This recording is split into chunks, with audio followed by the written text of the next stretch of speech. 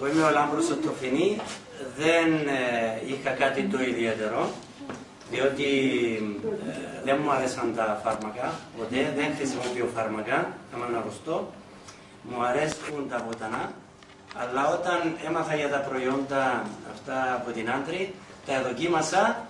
Κάτι όμως που έχω παρατηρήσει εγώ αλλά η γυναίκα μου είναι ότι τη νύχτα ροχάλιζα, λέω το τι ήταν, και τώρα τελευταίο λέει μου, τώρα που ροχαλίζει, λέει μου έγυριζε και λίγο που ποτά, λέει μου. Και λέω, τι ήταν ακριβώς που είπε η γυναίκα μου. Πραγματικά είναι ότι κοιμούμε, πώς το πουλούει. Εκούνταν με, επειδή ροχαλίζα, γύριζε πολύ λέει ότι ροχαλίζει και δεν μπορώ. Τώρα, πραγματικότητα.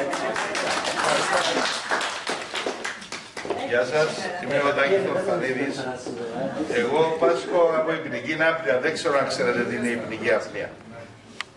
Βάζω μάσκα για να κοιμηθώ. Προηγουμένως, πριν να χρησιμοποιήσω τα προϊόντα αυτά, εξυπνούσα 4-5 φορές. Κάθε καμιά ανάμιση ώρα να ξύπνω. Τώρα κοιμούμαι συνέχεια. Με τη μάσκα. Με τη μάσκα, αλλά δεν έχω διακόπες. Απλώς βελτιώθηκε η ποιότητα του ύπνου. Είχα πρόβλημα με το προστάτη. Ελευθερώθηκε λίγο το πράγμα με τούτα. Πόσο καιρό ήταν? Ένα μήνα.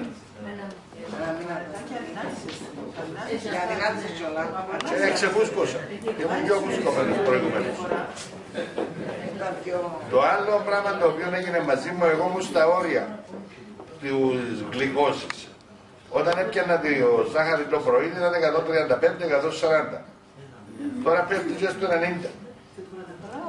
Ρυθμίζει τα.